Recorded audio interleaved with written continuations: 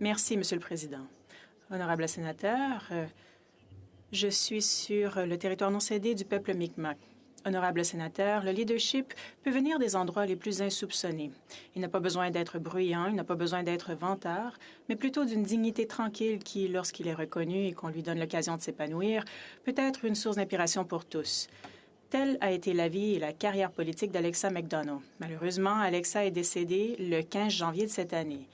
Bien qu'elle ait longuement lutté contre la maladie d'Alzheimer au cours des dernières années, nous gardons un souvenir intact de sa vie et de ses réalisations. Au début de sa carrière, Alexa a fait du travail social en Nouvelle-Écosse. Ce travail lui a permis d'être exposée aux besoins réels et aux dilemmes sociaux vécus par de nombreuses personnes et de comprendre les écarts entre le travail sur le terrain et les politiques correspondantes. Ce sont ses connaissances qui l'ont propulsée vers une carrière en politique, mais en réalité, son engagement dans l'activisme social a commencé bien plus tôt. Elle a été exposée à la politique progressiste par son père, un riche homme d'affaires, Lloyd Shaw, qui était avidement engagé. À l'âge de 14 ans, Alexa a dirigé le groupe de jeunes de son église pour faire connaître les conditions de vie à Africville. Après avoir obtenu son diplôme de l'Université Dalhousie, Alexa est devenue travailleuse sociale. En 1979 et 80, elle fait ses premiers pas en politique électorale, se présentant pour les néo-démocrates dans la circonscription d'Halifax, mais sans succès les deux fois. Plus tard cette même année, bien qu'elle n'ait pas de siège à la Chambre de l'Assemblée provinciale, Alexa se présente à la direction du Parti néo-démocrate de la Nouvelle-Écosse. Elle remporte facilement ce poste et devient la première femme au Canada à diriger un grand parti politique.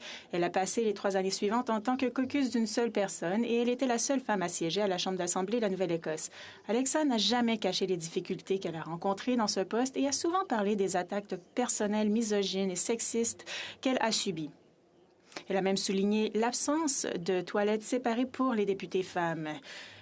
Elle a occupé ce poste jusqu'à sa démission en 1994. Bien que n'ayant aucune idée de ce que l'avenir lui réservait, elle a décidé de se présenter à la direction du NPD fédéral en 1995. Une fois de plus, défiant apparemment les probabilités, elle réussit. Elle a remporté son premier siège à la Chambre des communes en 1997.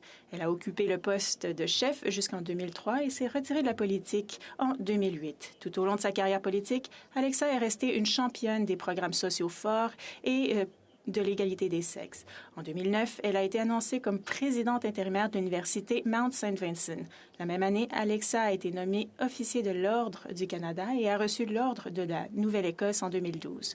Sous-estimée à chaque instant, honorable sénateur, elle a néanmoins persisté. Cette détermination et en fait la vie d'Alexa dans son ensemble sont une source d'inspiration pour tous les Canadiens et particulièrement pour les Canadiennes.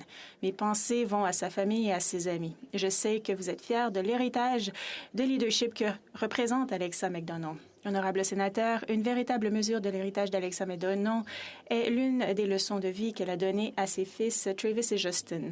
Et, je cite, « La façon dont vous traitez les gens qui ne peuvent rien faire en retour est le juge ultime de votre caractère. » Je crois qu'il s'agit là d'une leçon pour nous tous. Merci beaucoup.